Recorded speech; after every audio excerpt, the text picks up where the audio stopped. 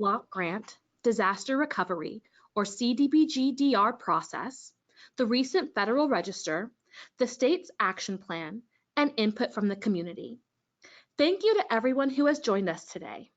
As a point of information, today's slides have already been posted on our webpage, and the transcript will be available online shortly after today's presentation. If you have any questions at any point during the presentation, please ask them in the question box and we will answer at the end of the presentation. Let's get started.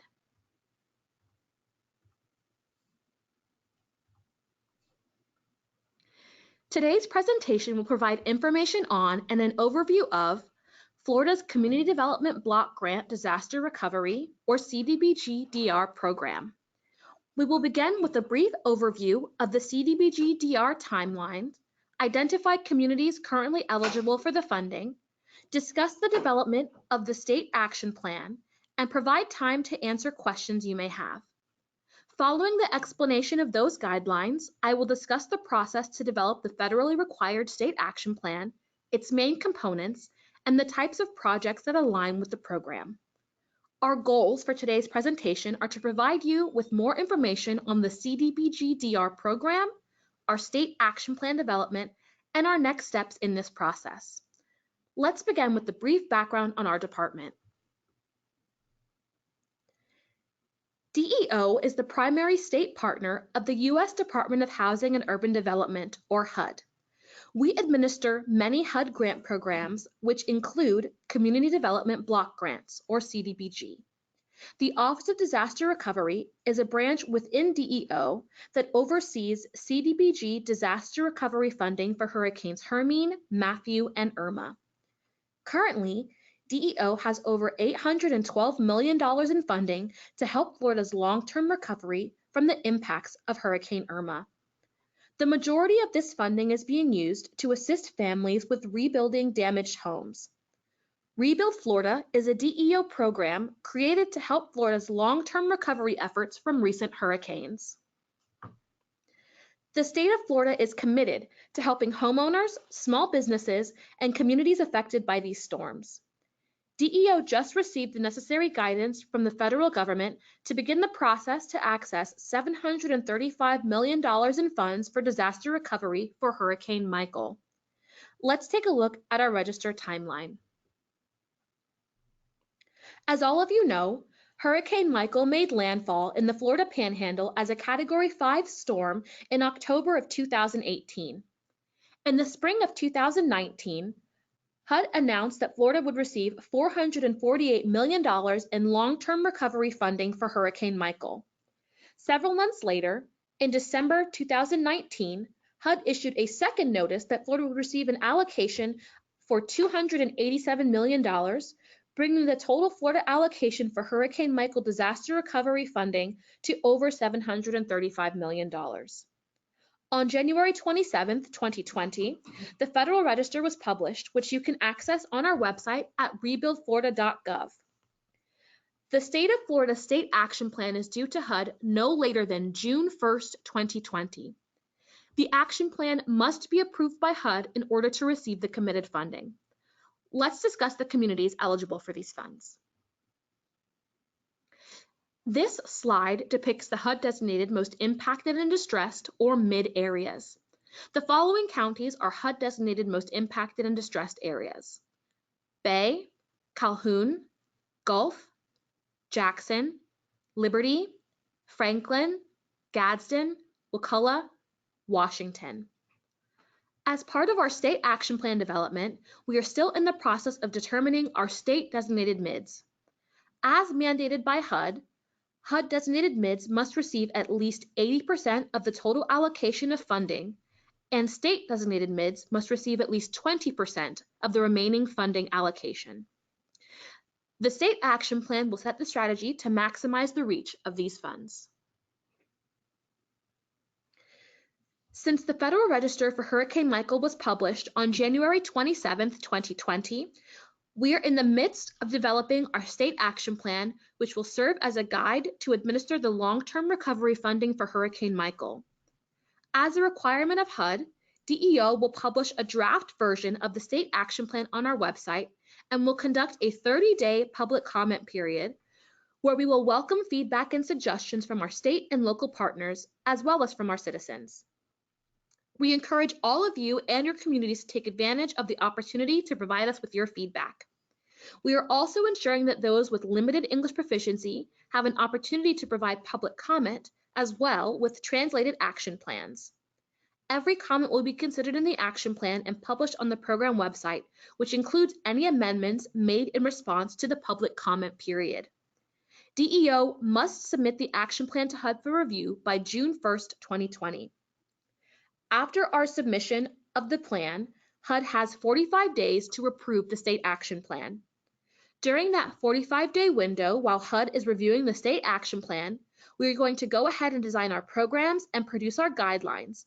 That way, as soon as HUD gives us the go-ahead on our action plan and supplies us with a grant agreement, we are able to move forward. Let's look ahead to see where we go from here. Like the chart from the previous slide, this graphic depicts the Hurricane Michael program cycle. We are currently in the first phase of the cycle as we develop our state action plan. Since the Federal Register for Hurricane Michael was only published a few weeks ago, we are still developing our state action plan that will serve as a guide to administer the long-term recovery funds for Hurricane Michael. While HUD is reviewing our action plan, we will move into phase 2, where we will begin designing the programs and produce our guidelines. That way we are ready to begin launching programs as soon as possible. We are also required to have a funding agreement with HUD. Until the funding agreement is signed by the state and HUD, we are not able to move any money. Please be aware it may take time after the action plan is approved. DEO will work with communities to provide technical assistance as they develop their applications. The application cycle for our infrastructure program will likely be between 60 to 90 days. After we receive applications, we will score them and conduct site visits. Then we will award funding. After receiving the award and a subrecipient agreement is signed, we can move into implementation. Please note that this scenario is an example for our infrastructure program. Here's how you can remain in touch with the Hurricane Michael Disaster Recovery Program. If you would like to learn more or stay up to date with where we are in the process, all pertinent information can be found on the Rebuild Florida website at www.rebuildflorida.gov, and you can also send an email with any questions you might have to our outreach manager, Trip Farmer. His email is john.farmer@deo.myflorida.com. This concludes the presentation portion of our webinar. ODR staff, Joseph Oglesby, who is Bureau Chief of Business and Economic Recovery, and Andy Janicek, who is the Bureau Chief of Business Operations, will be able to help answer any questions you may have regarding today's presentation. And so with that, let's jump into questions. Again, please feel free to utilize the question box, and they will go ahead and get that started.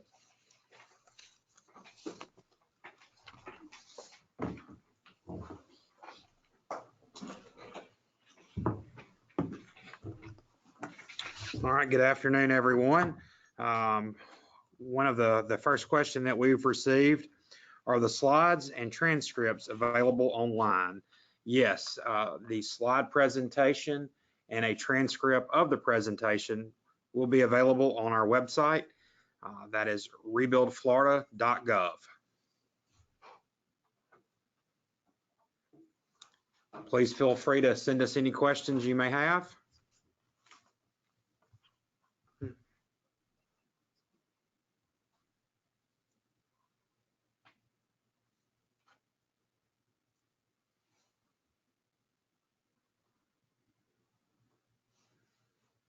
All right, we've received a question. Where do I send in my application? That's a great question. There is no application period open at this time. When the application periods do open for the different programs, our communications team will definitely spread the word through various different resources. So always check back on our website to keep up with all the latest information.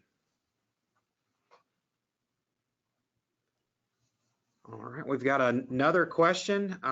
Can you give highlights of what the action plan holds? The action plan is the general overview of what the state is submitting to HUD.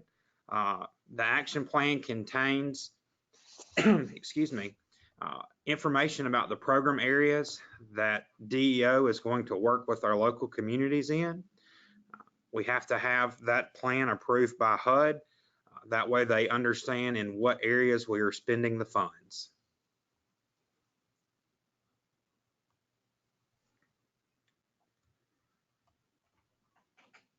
All right, Andy, this question looks like will be for you.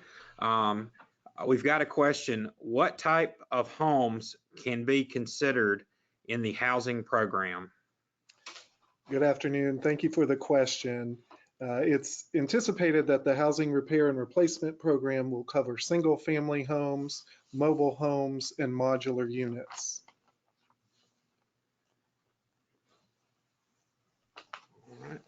We've received a question. Will there be funding minimums or maximums for projects? We have not gotten so far into the development of the program guidelines, so we do not have any minimums or maximums that we know of at this point in time. But as we develop the program materials, those minimums and maximums will be expressed.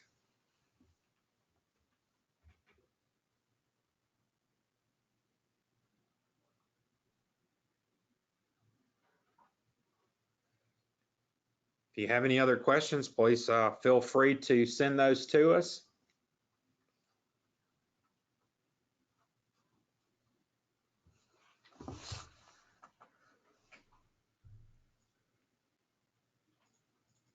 All right, we have a question. Will the state be using a contractor to help with administration or implementation of the programs? At this point in time, we're not sure what facets of our programs, whether it be infrastructure, housing, or economic development, will use some sort of vendor or contractor to aid us in the implementation process. After we finish compiling all the information from our webinars and as well as the local workshops, we will use that information to determine whether that's something we will need to do or not.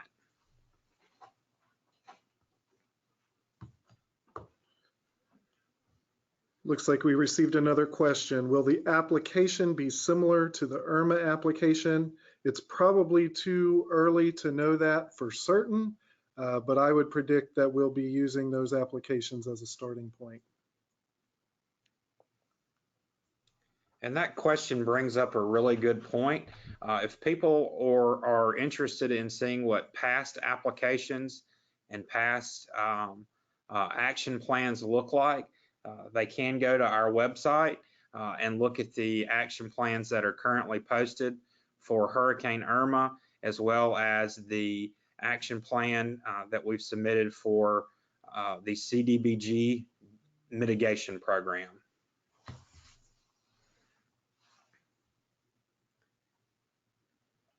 We have a question about percentages of funds.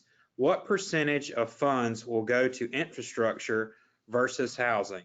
That's a great question. There have been no allocations made for each of the program areas at this time. We're still compiling all the information that we received from our workshops and from this webinar.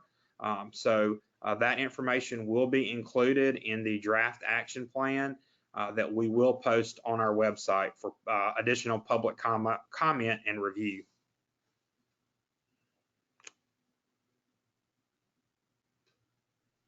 Another question we have, what type of projects will be targeted for funding? So obviously, HUD gives us three main components, areas to look at. Those include housing, infrastructure, and economic development. So we would be able to look at projects that would be encompassed in those areas.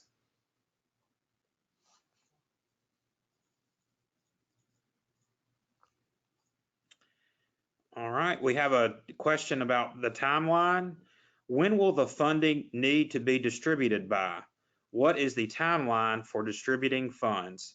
The life of the Hurricane Michael program as a 6-year program from the date of the Federal Register's publication through 6 years. That's the time that we have to implement all the programs and spend the funding.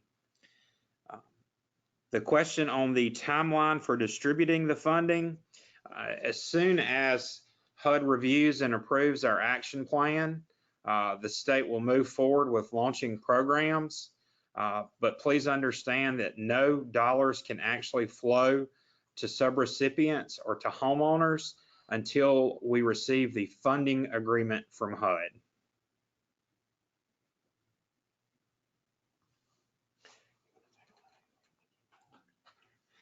All right. Will there be an established administration percentage for local governments? So in the process of having a subrecipient agreement with the state, administrative costs will be allowable.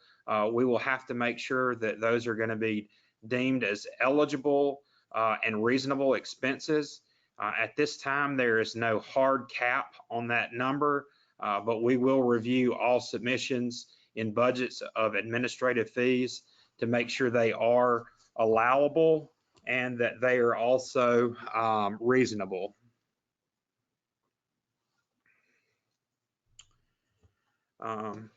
We have another question. Is Holmes County eligible? Holmes County is not included in our HUD mid counties. However, Holmes County did receive a presidential declaration for individual assistance and public assistance, along with Taylor and Leon counties. Those counties may be included as state mid areas. So that is the area. If Holmes County is eligible, they would be eligible as a state mid area.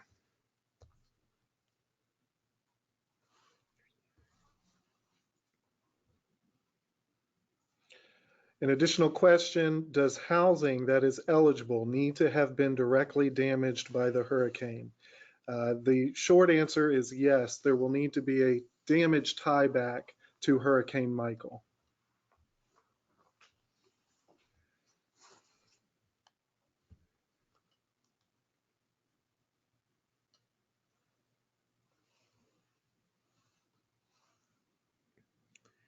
All right, we've got a couple more questions coming in. Will the action plan detail processes for scoring? So the action plan will not actually detail the processes for scoring. Scoring criteria will be included in the guidelines that are supplied.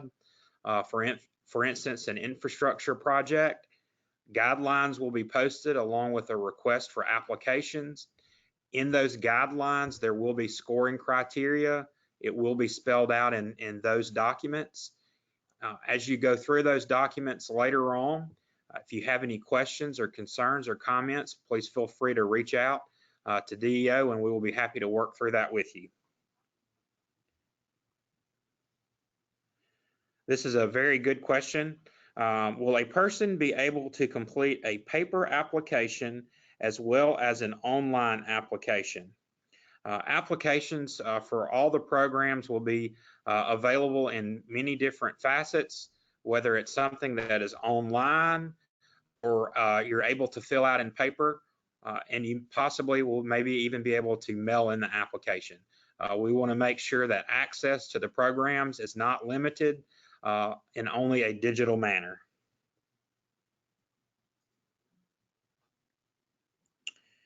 Will DEO have outreach programs and meetings to publicize the availability of assistance?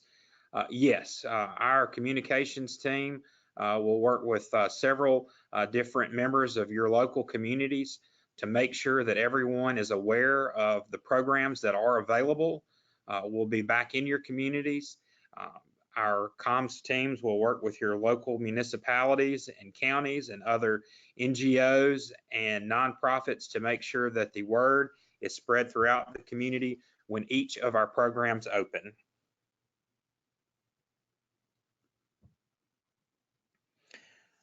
Will projects be held to low to moderate income areas? That's a great question. Per the Federal Register, we're required to spend at least 70% of the funds in low to moderate income service areas. That does allow us the 30% to spend outside those areas. If you do have a question about a project that you may want to work with in your community and you need a little assistance with that LMI data, please reach out to us. And we would be more than happy to help work through that LMI question with you. Another great question, will 2 CFR 200 apply? Absolutely, yes.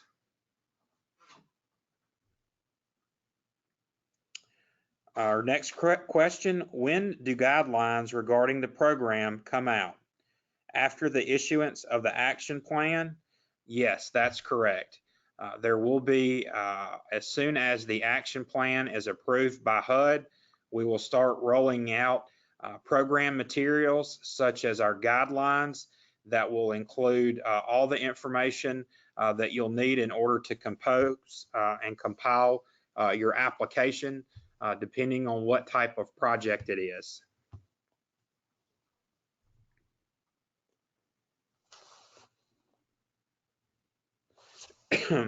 We have another question about admin, allowable admin expenses.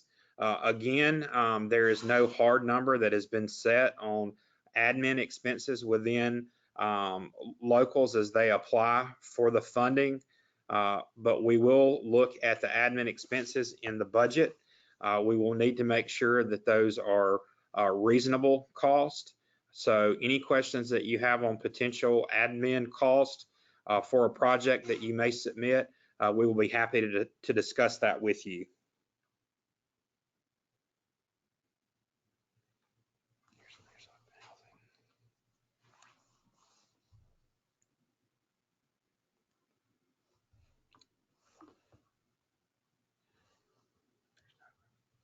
All right, the next question, what is the relationship, if any, between these programs and SHIP funding from FHFC? These funds are federal funds from HUD. They are not allocated along with those SHIP funds. So these funds are from an entirely different program. So there is no basic relationship between the two. Our next question, what does state mid-area mean? State mid-area is a state most impacted and distressed area. These are areas outside of the HUD mid designation. They usually include counties that were declared for individual and public assistance via a presidential declaration after the storm. So normally when the state designates these areas, those are the criteria that must be followed.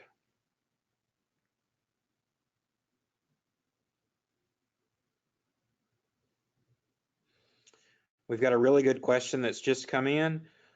What are the best resources for finding out which areas are low to moderate income areas?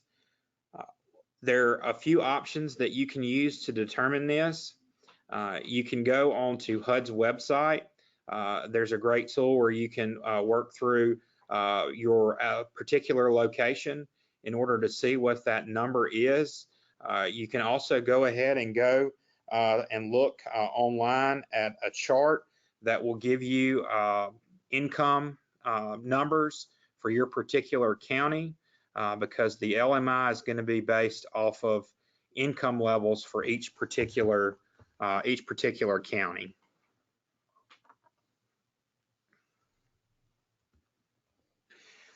If you do need some additional assistance with that, please reach out and we'll be happy to point you in the correct direction.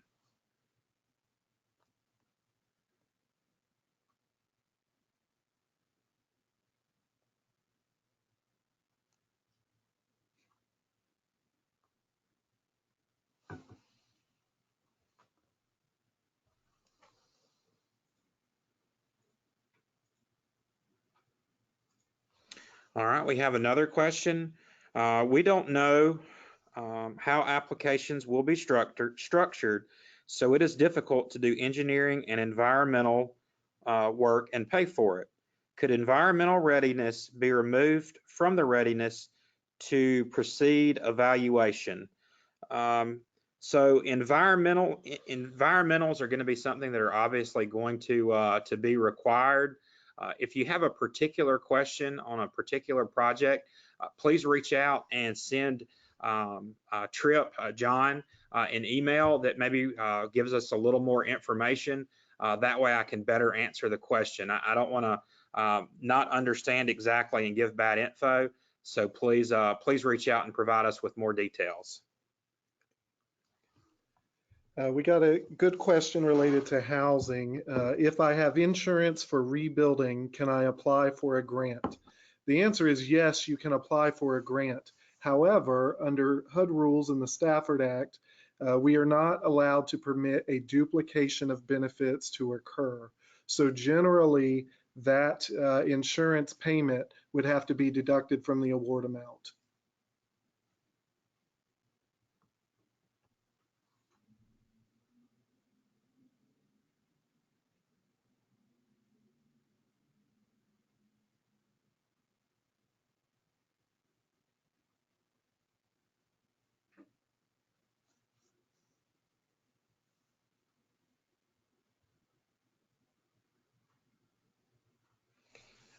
The question that was just asked about if you've received insurance, that's also good information for infrastructure projects as well as housing.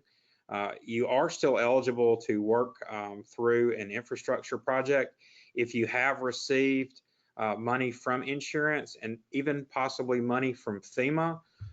We're just going to have to make sure that there's no duplication of benefits. Our funds are the funds of last resort, so we could potentially come in and help fill that gap. All right, we've got another question. If a structure is completely demolished, such as a fire station, will CDBG, MIT, or DR cover a rebuild or relocation of building to mitigate future loss? All right, so we'll just talk about the DR portion of that question. So if a fire station has been completely destroyed by the hurricane, there is potential to come in and help fill that gap. So if you've received insurance funds or FEMA funds, we can come in and help fill that gap. That's a question that we've received a few times over the past few workshops. We've gotten a little more clarity on that. So as long as we do not put ourselves in a situation of duplication of benefit, we should be able to come in and help fill that gap as long as the project meets one of those national objectives. Another question, how long to review an individual application before an award notice is sent to the applicant? It's probably difficult to answer that question on a general basis. It's really going to depend on the program and the individual requirements of that program. So we probably won't be able to address that until we get further along in the development process. All right. Do you think the action plan will be very different from previous action plans put out by DEO? This action plan will most likely follow the standard format that DEO has used in the past. I would expect that the format would look very similar to what you were used to. The programs that have been implemented in the past may look differently than what we will use for this action plan, but yes, they should look very similar to things that you have seen in the past.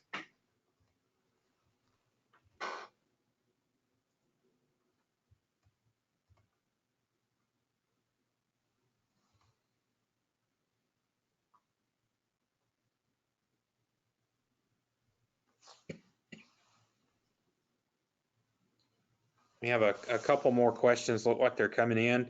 We do appreciate you for sending in all these good questions. That way we're able to help spread the word about what the different programs may look like and what the state action plan will entail.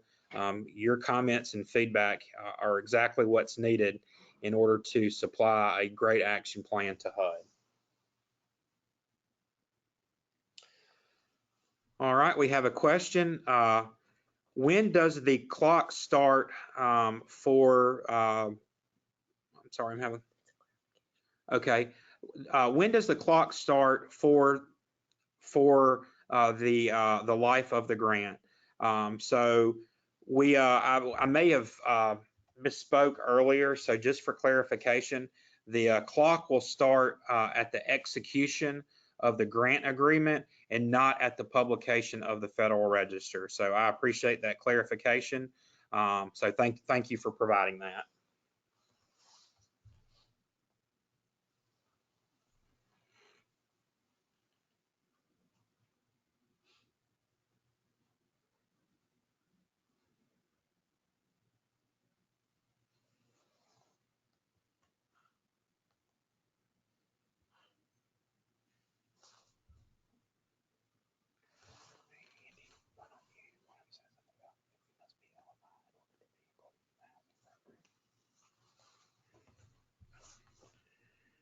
All right, can funding be used as match for other programs?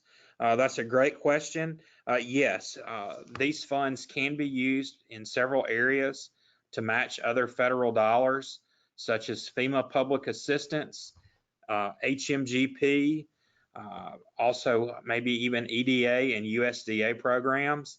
The main thing to remember is they must meet one of the national objectives, as well as HUD has a few more guidelines that we have to follow in different areas. So just remember, if you receive even $1 of HUD funding for other projects, we have to treat the entire project as a HUD project. So great question. If you have any need any further details on that, we'll be happy to work through it with you. But that's great. There's a follow-up to that. Can funding be used as a match? We have a follow-up question. If so, could DEO provide a letter before funds become available for award to facilitate application for other programs? I'm not sure if that's something that we would be available or able to do. We will definitely check within the Office of Disaster Recovery with our policy team and get a little more clarification, and we'll be happy to provide that answer.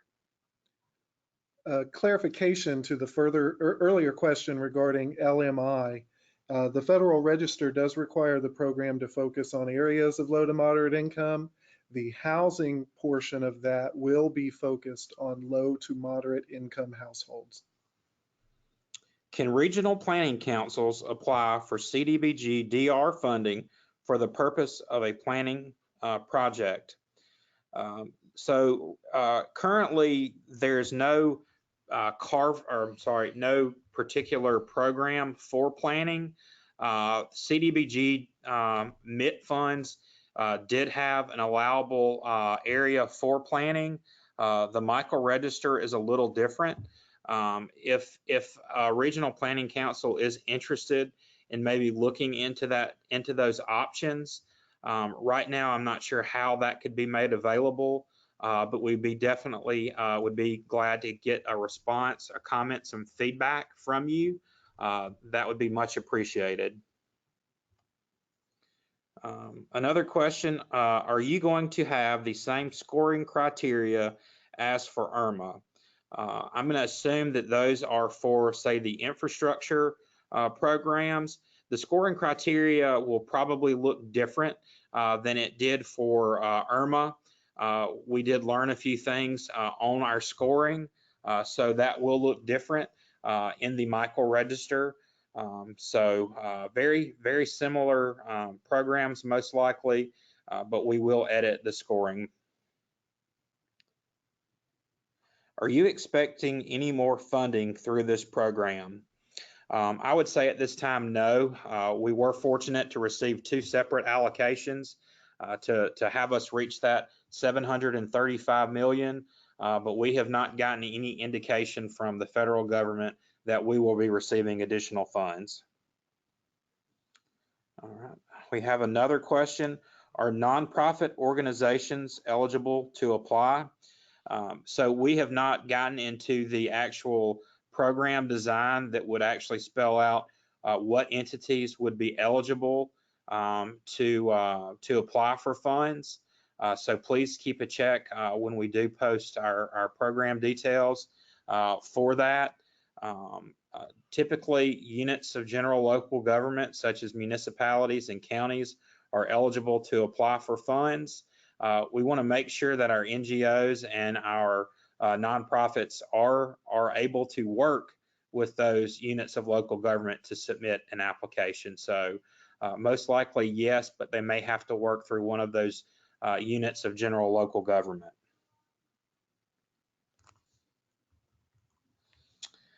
We have a question. Are examples of successful projects for Hurricane Irma available, or sorry, from Hurricane Irma are available to review? There's been a few press releases that have gone out from Governor DeSantis's office about infrastructure projects that have been awarded funds. You can probably also go to DEO's website to see those announcements that will list what projects have been awarded. If you need further information on maybe a specific project, please reach out and we'd be happy to discuss it with you. A match isn't required for these funds, correct? Yes, you are correct. There will be no match component required in order to participate in CDBG-DR funds. Do remember, though, there may be some instances where the entity needs to fill a gap before our funds are available.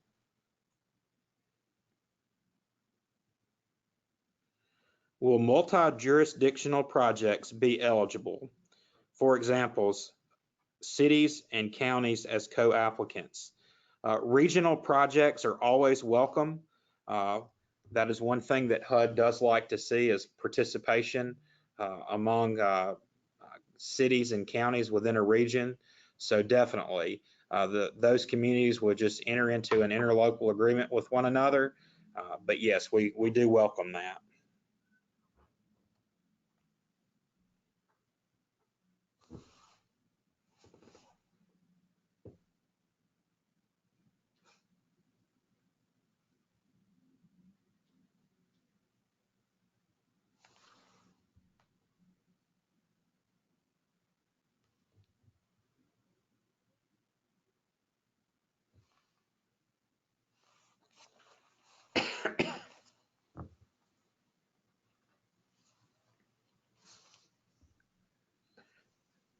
All right, the next question.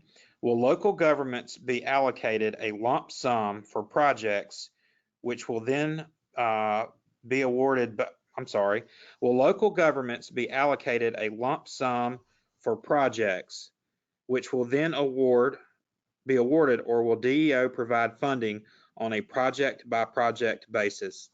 That's an excellent question. At this time, DEO does not intend on allocating lump sums to counties or communities. There will be an application application cycle for infrastructure programs in which the county or city or whatever entity would actually have to submit an application to the state.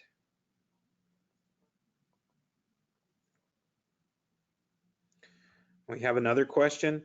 Will funding be available for economic development of farming and cropland that was damaged by the hurricane? There are a couple facets of economic development components that we can use. Those include a business grant program or a commercial revitalization program. We are still gathering information and feedback from our local communities on those two options. I'm not sure if anything specifically will be included in this from HUD funds. We will definitely keep people posted as we progress.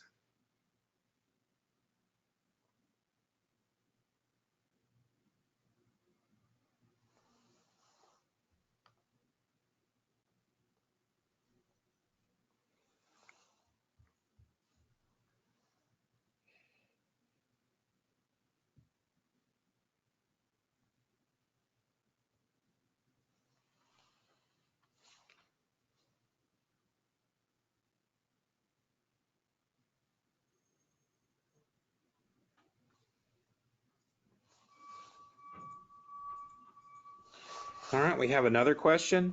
Will counties that were declared under Michael for public assistance be eligible for other 20% funding? So typically what we look at for state mid designations, there have to have been individual and public assistance declarations for the communities, and the public assistance declaration needs to be for Cat A through G, not just Cat A and Cat B. So I do not have my presidential declaration map in front of me. I'm not sure if Jefferson and Madison were declared for the entire categories of FEMA public assistance. If they weren't, then most likely they will not be considered as state designated mid areas.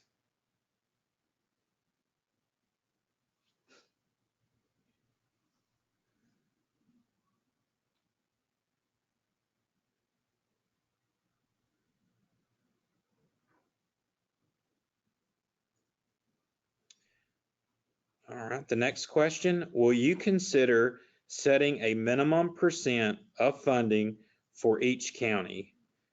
That's something that has been mentioned by a few people during our workshops. We have taken that information back to leadership. At this time, I still do not believe that there will be a minimum amount distributed per county or per community.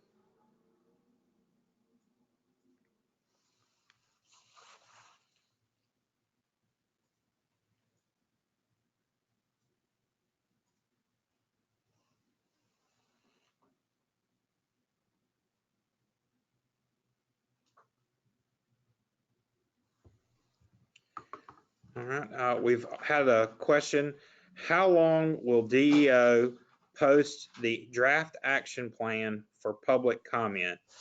The draft action plan will be posted on DEO's website for 30 days to receive public comment. Our communications team will let everyone know when that has been posted. So please continue to provide your feedback and your comments.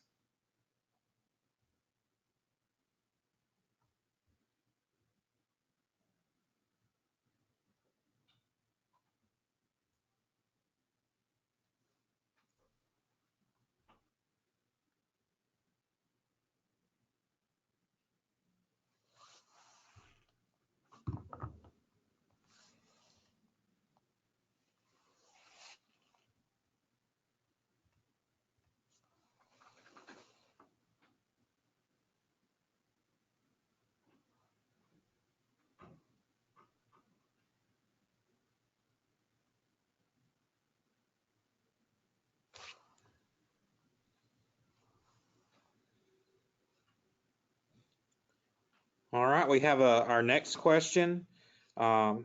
Individual infrastructure projects must benefit at least 51% LMI to meet national objective. That's correct.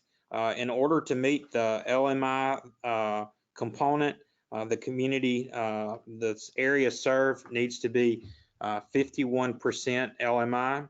But please remember, if you do have an infrastructure project that may be located outside of, say, an LMI neighborhood, but it serves the community as a whole, such as, let's say, a community center that's located in a non-LMI area that is open to the public, and that LMI population is able to use and enjoy the facility as a public service, there would be an opportunity there. So if you have any questions on projects like that, please reach out and we can help provide you technical assistance to make sure we don't look at just a very tight geographical area.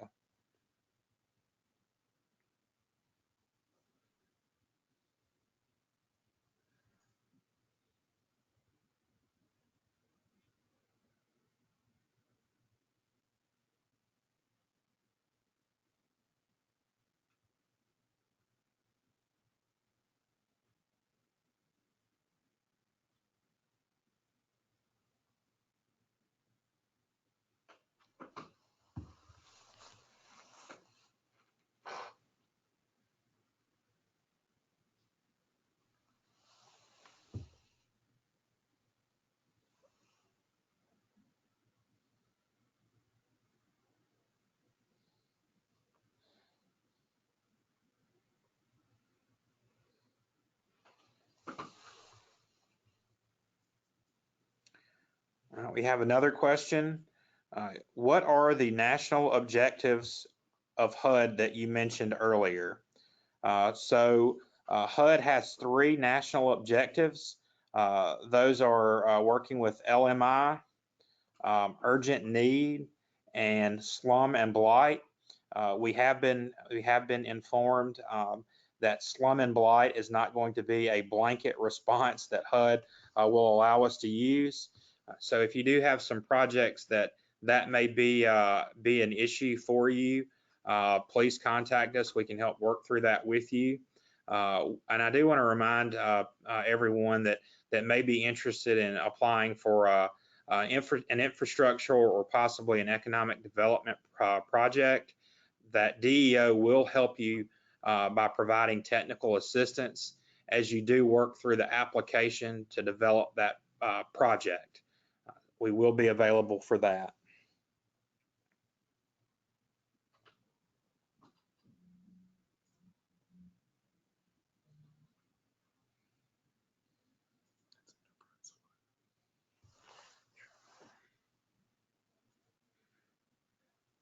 All right, next, will opportunity zones play a role in the grant award process?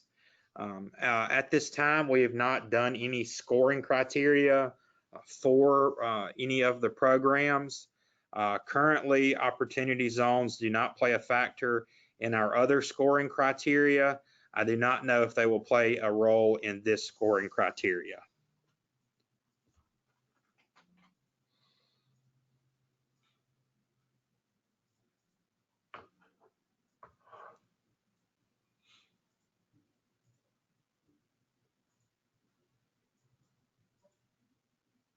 There's a question. Grantees may use CDBG DR funds for planning activities. It asked if we could further clarify.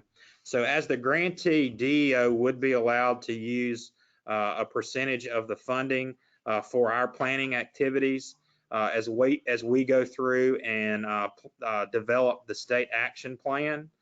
So that is a great question.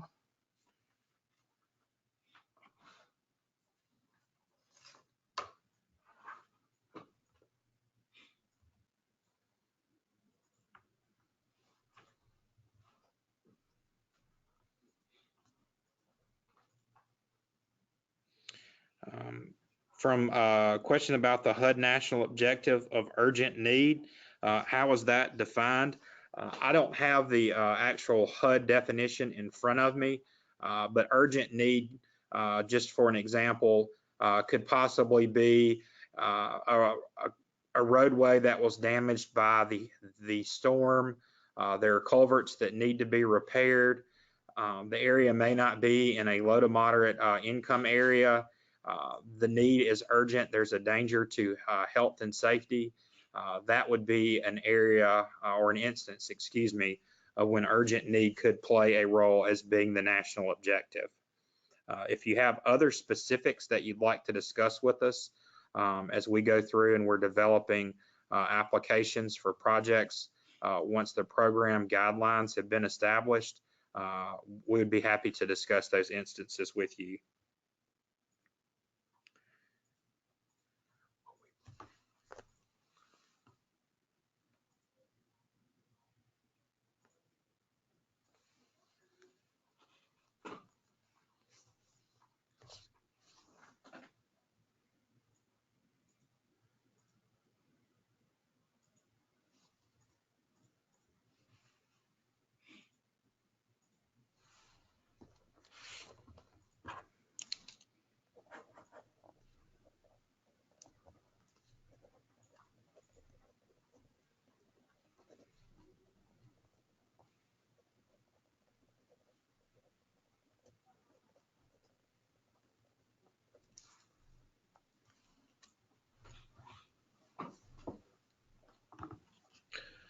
Another question that's come in is, can mobile home units be replaced with stick-built homes? Potentially, that would generally be based on what the local code requirements are. In some cases, there are municipalities that have rules about replacing mobile home units. Our preference would be to replace those likely with modular homes based on the program design for Hurricane Irma, but some of that will probably be dictated on the program design that comes a little bit later in the process.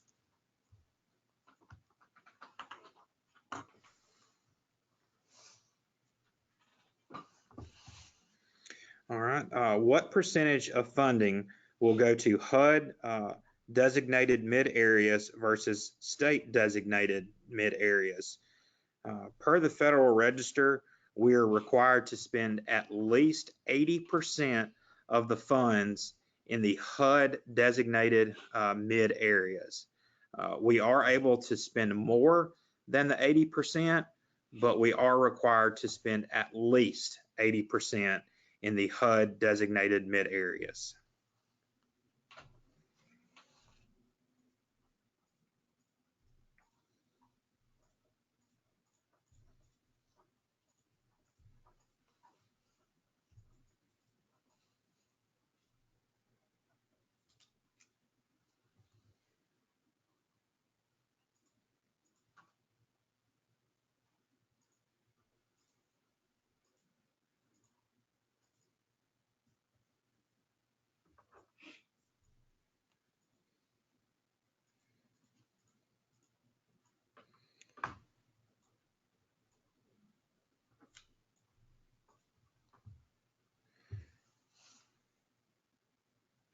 All right, we have another question about how do we show a tieback to Hurricane Michael damage? So in order to show that the damage was actually related to Hurricane Michael, great proof of that are photos that you can supply. If there are write-ups of the damage in your local paper, that's also a great way to show that the damage is tied back to the hurricane. So those are two good examples of what you can use.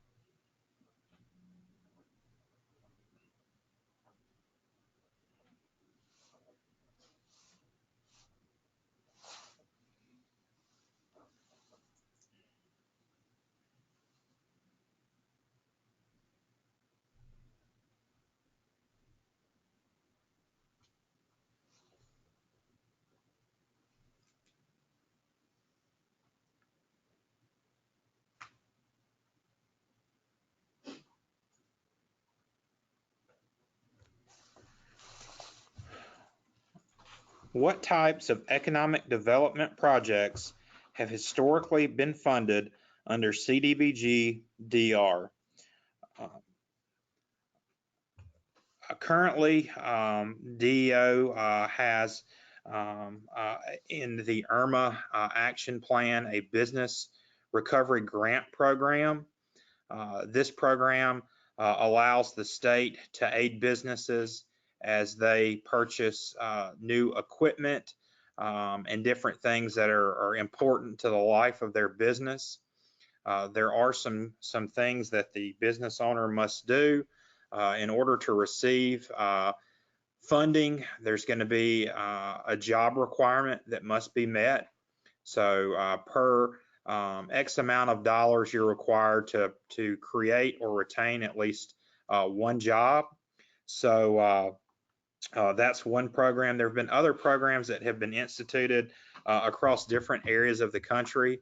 We're still working with partners from the Northeast to the Midwest and down to Texas and talking with them to learn more about economic development projects that they've done.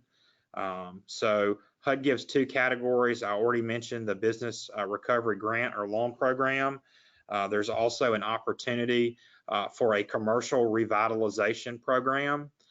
That program is when a certain section of a community is designated by that local government as the district that needs this revitalization. At that point in time, we could, through a subrecipient relationship, allocate funding for possibly roof repair, facade repair.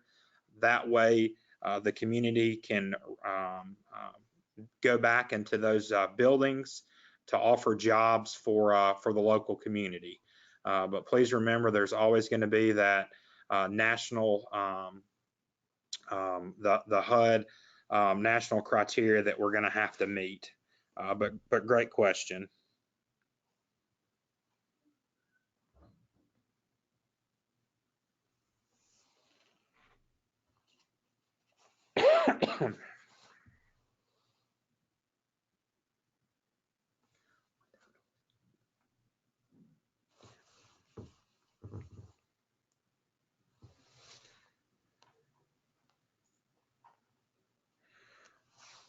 All right, we've got a fantastic question.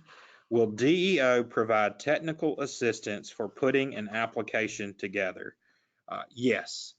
We want to make sure that that all communities are able to submit sound applications.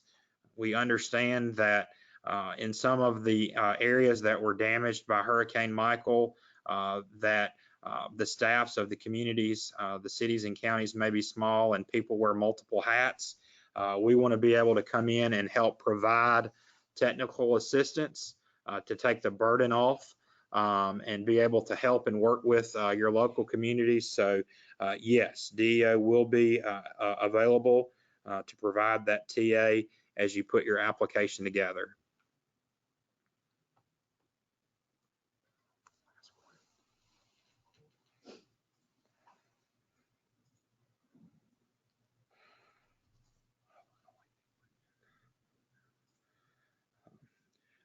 All right, well, it is now 4 o'clock. We thank you all for joining us today.